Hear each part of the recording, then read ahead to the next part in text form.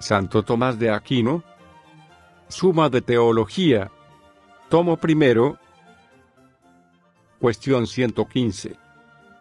Sobre la acción de la criatura corporal. Siguiendo el plan trazado, ahora hay que tratar lo referente a la acción de la criatura corporal y lo referente al hado, atribuido a algunas criaturas. La cuestión referente a las acciones corporales plantea y exige respuesta a 6 problemas. 1. ¿Algún cuerpo es o no es activo? 2. ¿En los cuerpos hay o no hay razones seminales? 3. ¿Los cuerpos celestes son o no son causa de lo que ocurre en los cuerpos de aquí abajo? 4. ¿Son o no son causa de los actos humanos? 5. ¿Los demonios están o no están sujetos a sus acciones? 6. ¿Los cuerpos celestes imponen o no imponen necesidad en aquellos que les están sometidos? Artículo 1. ¿Algún cuerpo es o no es activo? Objeciones por las que parece que ningún cuerpo es activo. Dice Agustín: entre los seres hay algunos que son pasivos y no activos, como son los cuerpos, alguno que es activo y no pasivo, como es Dios, y otros que son activos y pasivos, como son las sustancias espirituales. Más aún, todo agente, con excepción únicamente del primero, necesita para su acción un sujeto que la reciba, pero la sustancia corporal no tiene otra sustancia inferior que pueda recibir su acción, porque ocupa ella el lugar ínfimo en la escala de los seres. Por lo tanto, la sustancia corporal no es activa. Todavía más, toda la sustancia corporal está coartada por la cantidad, pero la cantidad impide a la sustancia el movimiento y la acción, al circunscribirla y estar sumergida en ella, como la nubosidad incapacita al aire para la percepción de la luz. Señal de esto es que cuanto más se aumenta la cantidad del cuerpo, tanto más se hace este grave y pesado para ser movido.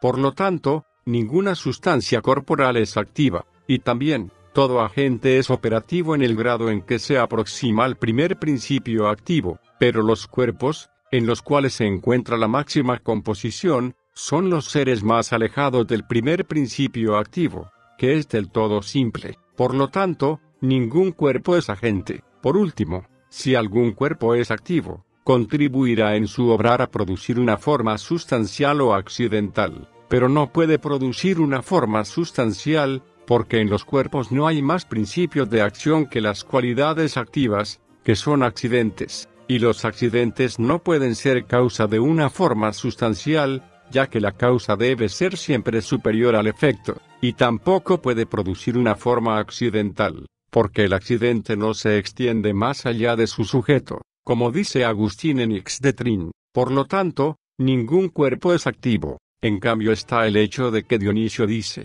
entre otras propiedades que atribuye al fuego, dice de él que ante las materias recibidas manifiesta su propia magnitud activa y potente. Solución: hay que decir, sensiblemente se nos manifiesta que algunos cuerpos son activos. Ha habido, sin embargo, 3 clases de errores sobre la actividad de los cuerpos. Hubo quienes negaron en absoluto tal actividad, y esta fue la opinión de Avicebrona en el libro Fontis Vitae, donde, con las razones expuestas en las objeciones, intenta probar que ningún cuerpo obra activamente, sino que todas las acciones que parecen de los cuerpos, pertenecen a cierta virtud espiritual que los penetra a todos, de modo que, según él, no calienta el fuego, sino una virtud espiritual que le invade. Esta opinión parece proceder de otra de Platón. Platón sostuvo que todas las formas existentes en la materia corporal son participadas y están determinadas y contraídas a tal materia, en tanto que las formas separadas son absolutas y como universales,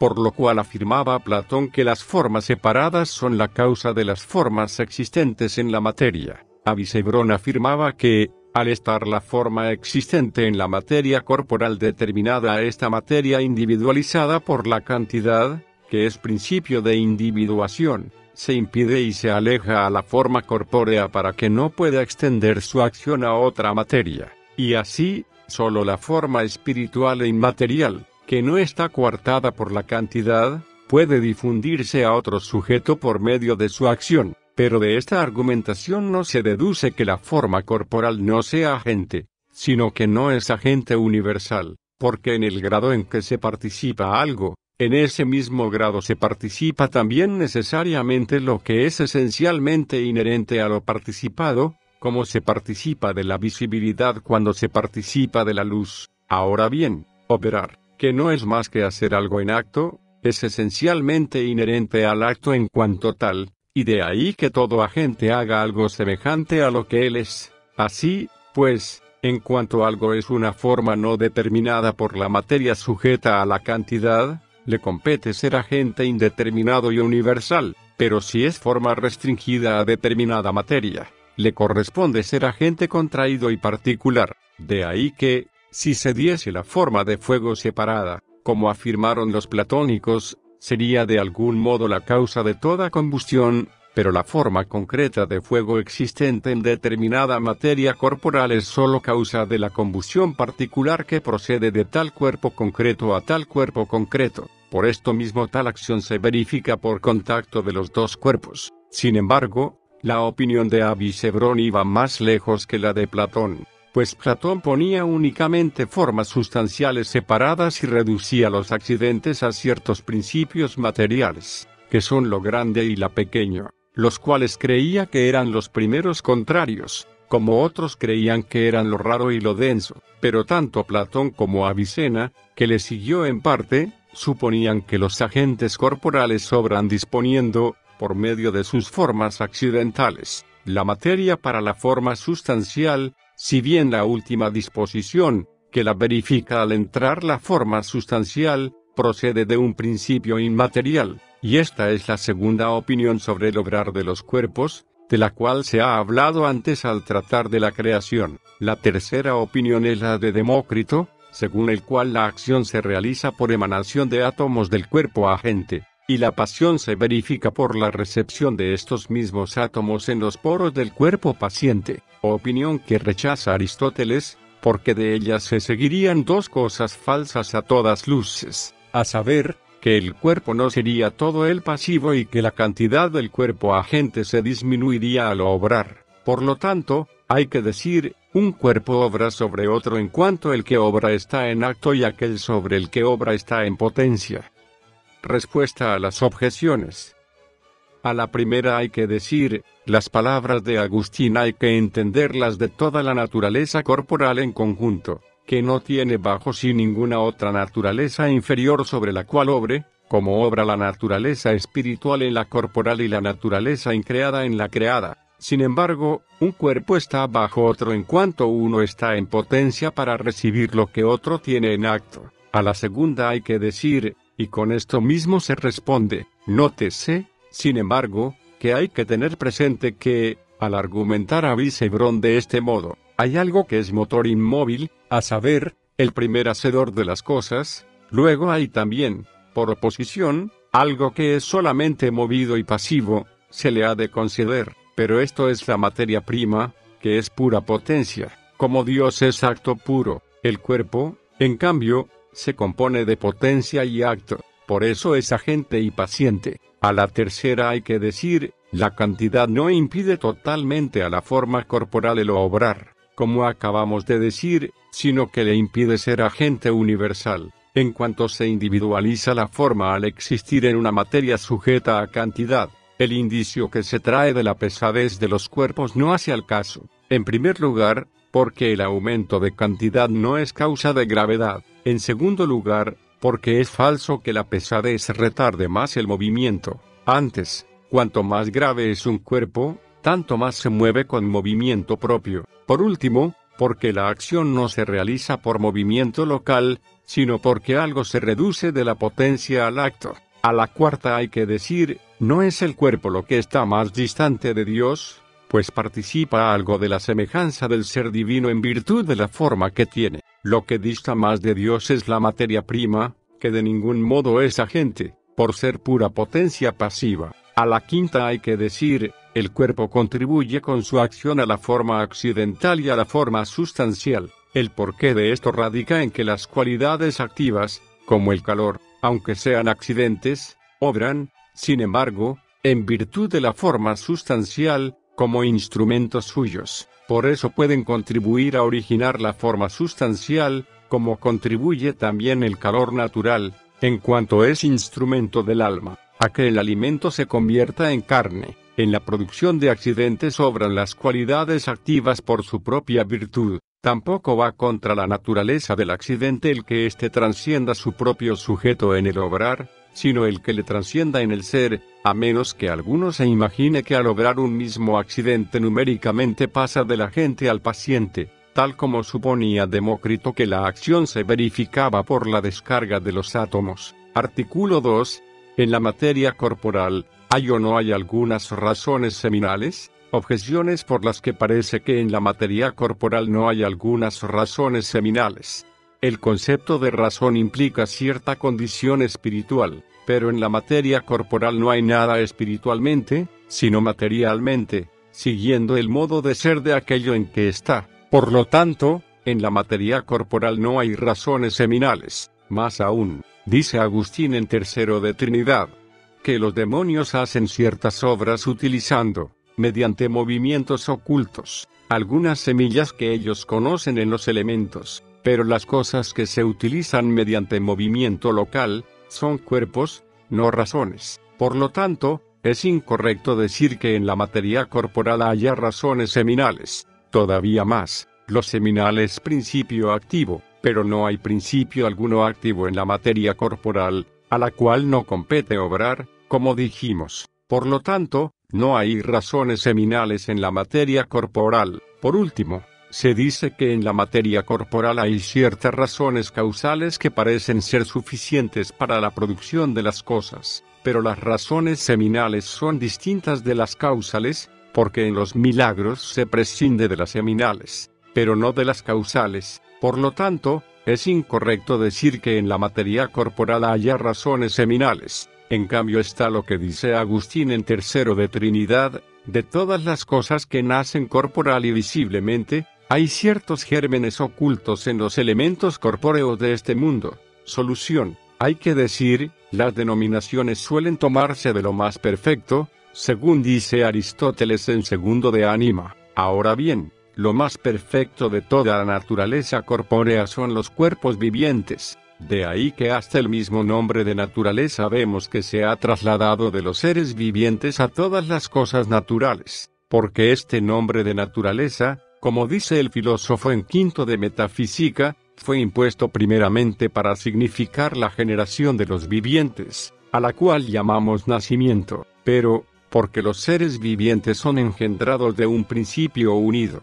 como del árbol se engendra fruto y de la madre el feto, que está a ella ligado, se extendió este nombre de naturaleza a todo principio de movimiento que está en el mismo ser que es movido. Es evidente que el principio activo y pasivo de la generación de los seres vivientes son las sustancias germinales de las cuales son engendrados, de todo lo cual se deduce que Agustín llama con propiedad de razones seminales a todas las virtudes activas y pasivas que son principio de las generaciones y movimientos naturales. Pero estas virtudes activas y pasivas pueden considerarse en diverso orden, porque, en primer lugar, como escribe el mismo Agustín, están principal y originalmente en la misma palabra de Dios en forma de razones ideales. Después están también, como en sus causas universales, en los elementos materiales del mundo, donde fueron simultáneamente producidas al principio. Están de un tercer modo, como en sus causas particulares,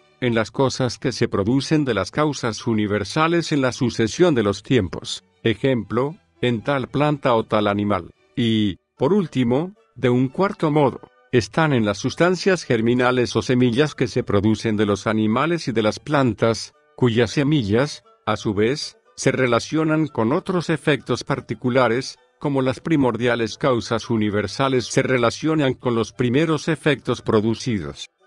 Respuesta a las objeciones.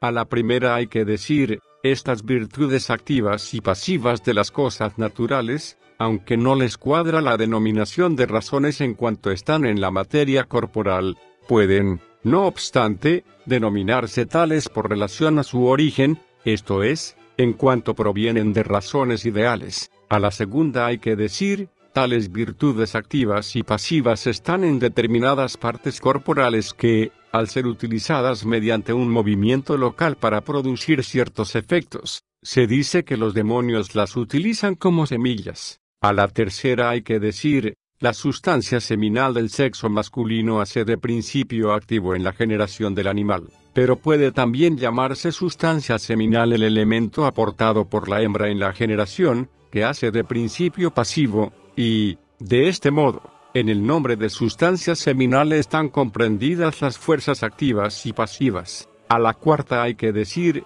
de las palabras de Agustín al hablar de estas razones seminales, suficientemente se deduce que las mismas razones seminales son también razones causales, como el semen mismo es cierta causa, dice en Tercero de Trinidad, que, al igual que las madres llevan la prole en su seno, así el mundo está cargado de causas germinales, pero, aunque las razones ideales pueden llamarse causales, no pueden, propiamente, llamarse germinales, por no ser el semen principio separado. Por eso los milagros no se hacen prescindiendo de las razones ideales, como tampoco se prescinde en ellos de las potencias pasivas que se dan en la criatura para que pueda hacerse en ella todo lo que Dios ordene. En cambio, sí se ha de entender que se hagan los milagros independientemente de las virtudes activas naturales y de las potencias pasivas que a ellas se ordenan, al decirse que los milagros se realizan prescindiendo de las razones seminales. Artículo 3. Los cuerpos celestes, ¿son o no son causa de lo que ocurre en los cuerpos de aquí? Objeciones por las que parece que los cuerpos celestes no son causa de lo que ocurre en los cuerpos de aquí abajo. Dice el Damasceno, pero nosotros decimos que ellos, es decir, los cuerpos celestes, no son causa de cosa alguna de las que acontecen ni de la corrupción de las cosas que se disuelven, son, más bien, signos de las lluvias y de los cambios atmosféricos. Más aún, para hacer algo, es suficiente con el agente y la materia, pero en estos cuerpos inferiores hay materia pasiva y también hay agentes contrarios, como lo cálido y lo frío, y otros semejantes. Por lo tanto, no es necesario recurrir a la causalidad de los cuerpos celestes para explicar lo que aquí abajo acontece. Todavía más, el agente produce un efecto semejante así, pero vemos que todas las cosas que se hacen aquí en el mundo inferior, se hacen por efecto del calor y del enfriamiento, por humedecerse y secarse los cuerpos y por otras vicisitudes análogas. Esto no se da en los cuerpos celestes. Por lo tanto, los cuerpos celestes no son la causa de los acontecimientos del mundo inferior. Por último, como dice Agustín en Quinto de la Ciudad de Dios, nada hay más corpóreo que el sexo de los cuerpos, pero este no es causado por los cuerpos celestes, de lo cual parece ser indicio cierto el hecho de que, de dos gemelos nacidos bajo una misma constelación, el uno es varón y el otro hembra. Por lo tanto, los cuerpos celestes no son causa de las cosas corporales que se hacen en la tierra. En cambio está lo que dice Agustín en Tercero de Trinidad. Los cuerpos toscos e inferiores son regidos con cierto orden por los más sutiles y potentes. Y Dionisio afirma que la luz del sol contribuye a la generación de los cuerpos sensibles, y los mueve hacia la vida, los nutre y los aumenta y perfecciona. Solución. Hay que decir, como toda multitud procede de la unidad, y, por otra parte, lo que es invariable permanece siempre de un mismo modo, mientras que lo que se cambia es multiforme. Hay que tener presente que en la naturaleza entera todo el movimiento procede de lo inmóvil. Así, vemos que, cuando algunas cosas son menos variables, tanto más son causa de las que son más variables. Ahora bien, los más inmóviles entre los cuerpos son los celestes, que no tienen más movimiento que el local. Por lo tanto, los movimientos de estos cuerpos inferiores, que son variados y multiformes, deben atribuirse al movimiento de los cuerpos celestes como a su causa. Respuesta a las objeciones.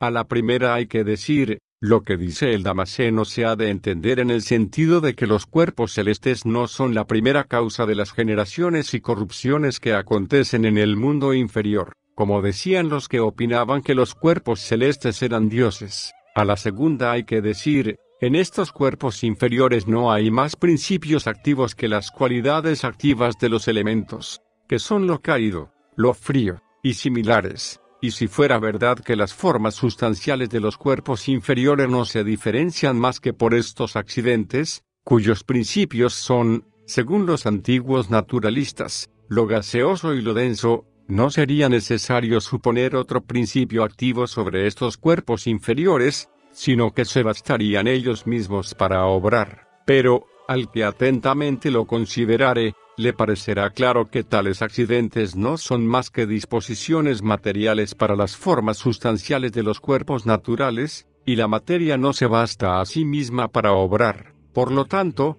sobre estas disposiciones es preciso suponer algún principio activo. Los platónicos suponían para esto las especies separadas, por cuya participación adquirían los cuerpos inferiores sus formas sustanciales. Pero esto no es suficiente, porque las especies separadas existirían siempre de un mismo modo, dado que se las supone inmóviles. De estas se seguiría que no habría variación alguna respecto de la generación y la corrupción. Esto es evidentemente falso. De ahí que, según el filósofo, se ha de suponer algún principio activo variable que, por su presencia y ausencia, cause la variedad en la generación y corrupción de los cuerpos inferiores. Este principio son los cuerpos celestes, de lo cual resulta que todo lo que en estos cuerpos inferiores engendra y determina a la especie obra como instrumento de los cuerpos celestes, conforme a lo que se dice en segundo de física. El hombre es engendrado por el hombre y por el sol a la vez.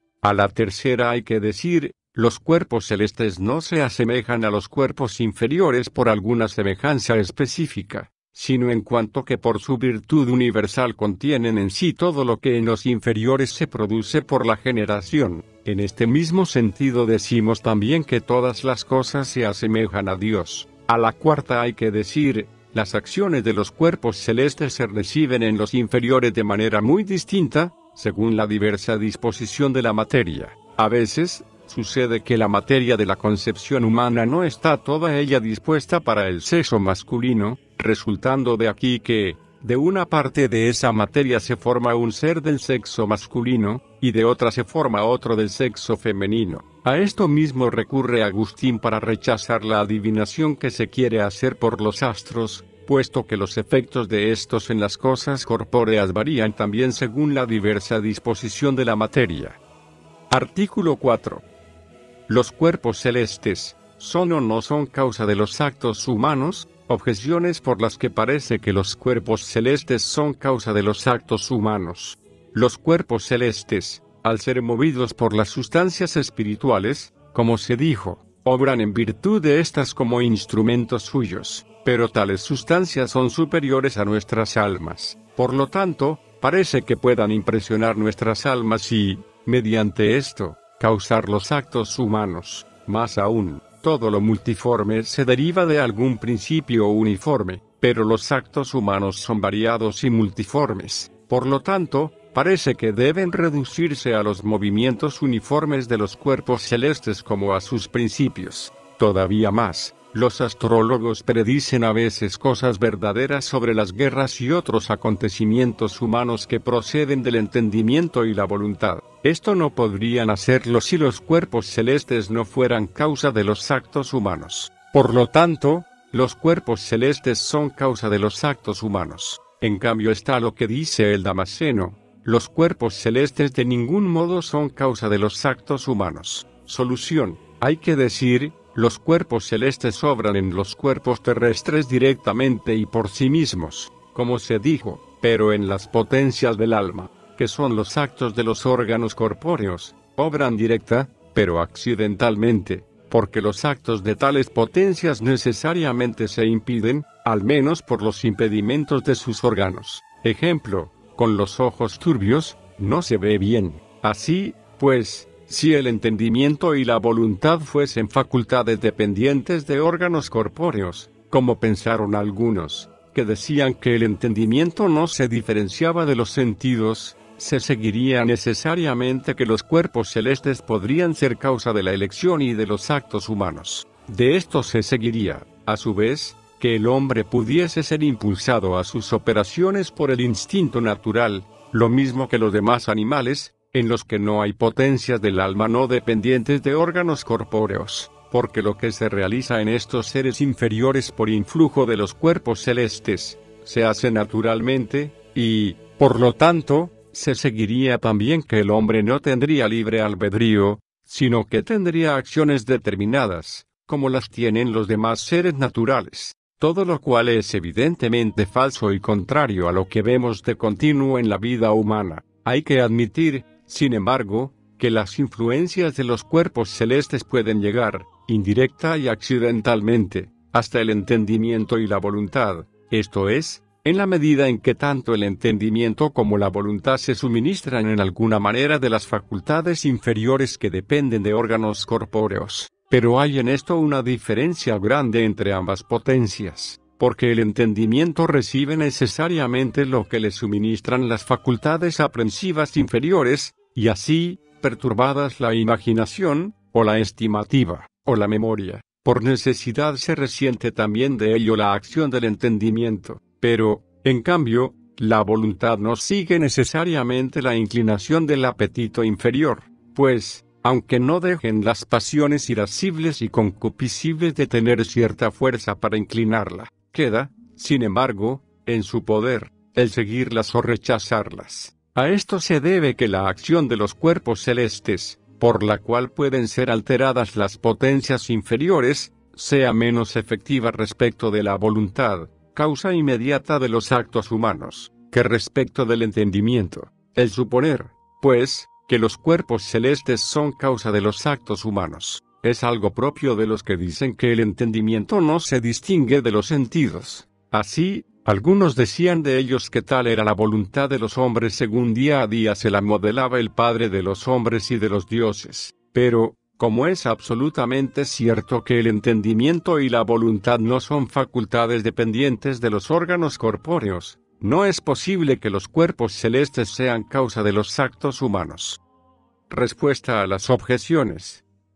A la primera hay que decir, las sustancias espirituales que mueven los cuerpos celestes, obran en las cosas corporales por medio de dichos cuerpos, pero en el entendimiento humano obran directamente, iluminándole. Sin embargo, no pueden cambiar la voluntad, según dijimos. A la segunda hay que decir, como la multiformidad de movimientos corporales se reduce como a su causa a la uniformidad de los movimientos celestes, así la multiformidad de actos que proceden del entendimiento y la voluntad se reduce a su correspondiente principio uniforme, que es el entendimiento y la voluntad divina. A la tercera hay que decir, son muchos los hombres que siguen las pasiones, que son movimientos del apetito sensitivo, en las cuales pueden influir los cuerpos celestes. En cambio, no son pocos los sabios que las resisten. Esta es la razón por la que los astrólogos pueden predecir la mayoría de las veces cosas verdaderas,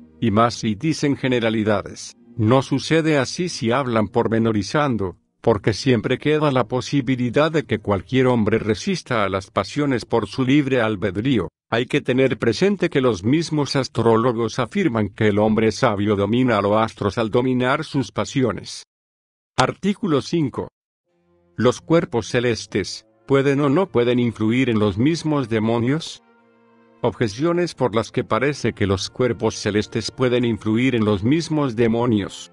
En ciertas fases crecientes de la luna, los demonios vejan a algunos hombres, llamados por esto lunáticos, como aparece en Mateo 4, 24 y 7, 14, pero no harían esto si no estuviesen bajo el influjo de los cuerpos celestes. Por lo tanto, los demonios están bajo el influjo de los cuerpos celestes. Más aún, los nigromantes observan ciertas constelaciones para invocar a los demonios, pero no serían invocados por medio de los cuerpos celestes sin estar sometidos a estos. Por lo tanto, los demonios están sometidos al influjo de los cuerpos celestes. Todavía más, los cuerpos celestes son de mayor eficacia que los inferiores, pero los demonios son alejados mediante ciertos cuerpos inferiores, hierbas, piedras y animales, y mediante ciertos sonidos, voces, figuras y simulacros, como dice Porfirio, citado por Agustín en Décimo de la Ciudad de Dios. Por lo tanto,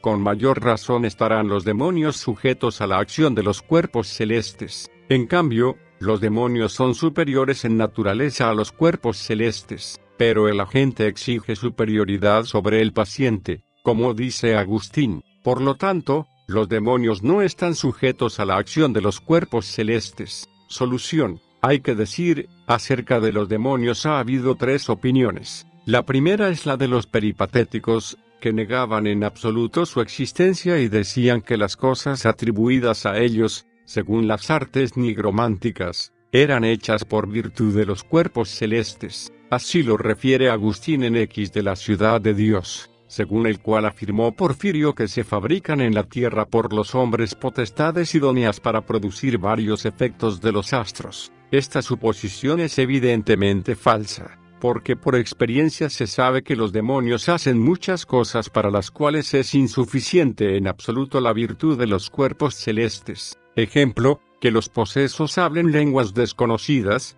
que reciten versos y citas de autoridades que nunca conocieron, que los nigromantes hagan hablar y moverse a las estatuas, y otras cosas parecidas. Esto indujo a los platónicos a afirmar que los demonios eran animales de cuerpo aéreo y de ánimo pasivo, según lo atribuye Agustín, y esta es la segunda opinión, según la cual se podría decir que los demonios vienen a estar sujetos a los cuerpos celestes, del mismo modo que se ha dicho que lo están los hombres. También esta opinión es falsa, como se deduce de lo dicho, pues los demonios son sustancias espirituales no unidas a cuerpo alguno, de todo lo cual resulta que los demonios no están sujetos a la acción de los cuerpos celestes, ni por sí mismos ni accidentalmente, ni directa ni indirectamente.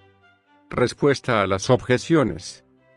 A la primera hay que decir, que los demonios vejen a los hombres particularmente en ciertas fases crecientes de la luna, se debe a 2 cosas. Hacen ellos esto, en primer lugar, para que, debido a ello, se difame a una criatura de Dios, como es la luna, según dicen Jerónimo y el Crisóstomo. En segundo lugar, porque, como los demonios no pueden obrar sino por medio de las fuerzas naturales, según dijimos, estudian en sus obras las aptitudes de los cuerpos para los efectos que intentan. Es evidente que el cerebro es la más húmeda de todas las partes del cuerpo, según dice Aristóteles, por eso está más sujeto a la acción de la luna, que, en cuanto tal, tiene la propiedad de alterar los humores. Por otra parte, en el cerebro es donde se consuma la fuerza animal. De todo esto proviene el que los demonios perturben la fantasía del hombre en determinadas fases crecientes de la luna cuando ven que el cerebro está dispuesto para ello.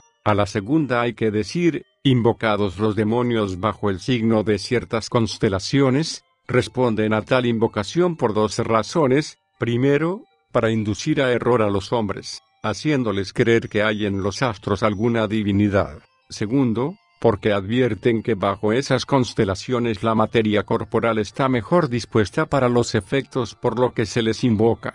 A la tercera hay que decir, según Agustín en Sí de la Ciudad de Dios, los demonios son atraídos por varios géneros de piedras, hierbas, maderas, animales, versos, ritos, no como los animales lo son por la comida, sino como lo es el espíritu por los signos, es decir, en cuanto a tales cosas se les ofrecen como signo de honor divino, que ellos tanto ambicionan. Artículo 6. Los cuerpos celestes, ¿imponen o no imponen necesidad en aquellos que les están sometidos? Objeciones por las que parece que los cuerpos celestes imponen necesidad en aquellos que les están sometidos. Puesta la causa suficiente, se sigue por necesidad el efecto. Pero los cuerpos celestes son causa suficiente de sus efectos. Así, pues, formando los cuerpos celestes con sus movimientos y disposiciones un conjunto de ser necesario, parece que sus efectos se han de seguir necesariamente. Más aún, el efecto del agente se sigue necesariamente en la materia cuando la virtud de agente es tanta que puede someter así toda la materia. Pero la materia toda de los cuerpos inferiores está sometida a la virtud de los cuerpos celestes, como a ser más elevado. Por lo tanto, el efecto de los cuerpos celestes se recibe necesariamente en la materia corporal. Todavía más, si el efecto de los cuerpos celestes no se realiza necesariamente, es porque lo impide alguna cosa. Pero cualquier causa corpórea capaz de impedir el efecto del cuerpo celeste, necesariamente ha de reducirse a algún principio celeste, supuesto que los cuerpos celestes son la causa de todos los acontecimientos de los cuerpos terrestres. Por lo tanto, siendo también necesario tal principio celeste, se sigue que necesariamente sea impedido el efecto del otro cuerpo celeste. Así, todo lo que acontece, acontece por necesidad. En cambio está lo que dice el filósofo: no es imposible que no se verifiquen muchas de aquellas señales celestes, como de aguas y vientos, que se dan en los cuerpos. Así, pues, no todos los efectos de los cuerpos celestes acontecen necesariamente. Solución: hay que decir, esta cuestión queda ya en parte resuelta con lo dicho anteriormente, y en parte ofrece alguna dificultad. Se ha demostrado, efectivamente, que, aunque de la acción de los cuerpos celestes se sigan algunas inclinaciones en la naturaleza corporal, sin embargo, la voluntad no sigue necesariamente tales inclinaciones. Por lo tanto, no hay inconveniente alguno en que el efecto de los cuerpos celestes sea impedido no solo por lo que al hombre se refiere, sino incluso en cuanto a aquellas cosas a las cuales se extiende la acción del hombre. Sin embargo, en las cosas naturales no hay principio alguno del tenor de la voluntad humana, que tenga libertad para seguir o no seguir las impresiones de los cuerpos celestes. Parece, pues, que, al menos en las cosas naturales, todo acontece necesariamente, conforme al antiguo razonamiento de aquellos que, suponiendo que cuanto existe tiene causa y que, puesta ésta, por necesidad se ha de seguir el efecto, venían a concluir que todo absolutamente sucede por necesidad, opinión que refutó Aristóteles el Sexto de Metafísica, fundamentándose precisamente en las dos cosas que éstos suponían. En primer lugar, porque no es verdadero que, puesta cualquier causa, se siga necesariamente el efecto, pues hay causas que no están ordenadas a producir por necesidad sus efectos, sino a producirlos las más de las veces, pudiendo a veces fallar en el menor número de casos. Sin embargo, como tales causas no fallan casi nunca a no ser que lo impida otra causa, parece que con esta respuesta no desaparece el inconveniente señalado, dado el caso de que también el supuesto impedimento se interpone por necesidad, por lo cual se responde, en segundo lugar, que todo aquello que es esencialmente un ser, tiene causa, pero lo que solo accidentalmente es ser, no tiene causa, puesto que no es propiamente ser, al no ser propiamente uno. Ejemplo, tiene causa el ser blanco y la tiene igualmente el ser músico, pero el ser músico blanco no la tiene, porque tal ser no es propiamente ser, como tampoco es propiamente uno. Ahora bien, es evidente que la causa que impide la acción de alguna otra causa ordenada a producir su efecto las más veces, concurre a veces con ella accidentalmente, y, por consiguiente, tal concurso de causas no tiene causa, dado que es accidental. Por eso, lo que se siga de tal concurso no puede reducirse a alguna causa preexistente, de la cual se siga necesariamente. Ejemplo, que se produzca en la parte superior de la atmósfera algún cuerpo terrestre ígneo y que caiga abajo, tiene por causa alguna virtud celeste, y asimismo puede reducirse a algún principio celeste el que haya sobre la superficie de la tierra alguna materia combustible, pero que al caer el fuego dé sobre esta materia y la incendie, no tiene por causa algún cuerpo celeste, sino que sucede por casualidad, accidentalmente. De este modo, es evidente que no todos los efectos de los cuerpos celestes se producen necesariamente. Respuesta a las objeciones. A la primera hay que decir, los cuerpos celestes son causa de los efectos terrestres por medio de causas particulares inferiores, que las menos veces pueden fallar. A la segunda hay que decir, la virtud del cuerpo celeste no es infinita, requiere, por lo tanto, cierta disposición de la materia para producir en ella su efecto, tanto por lo que se refiere a la distancia del lugar como respecto de otras condiciones. Por eso, como la distancia del lugar impide el efecto del cuerpo celeste, por ejemplo, no tiene la misma eficacia el calor del sol en Asia que en Etiopía, así también la densidad de la materia, o su frialdad, o calor, o cualquier otra disposición similar puede impedir el efecto del cuerpo celeste. A la tercera hay que decir, Aunque la causa que impide el efecto de otra causa se reduzca a algún cuerpo celeste como a su causa, el concurso, no obstante, de dos causas no se reduce a una causa celeste, puesto que es accidental, como dijimos.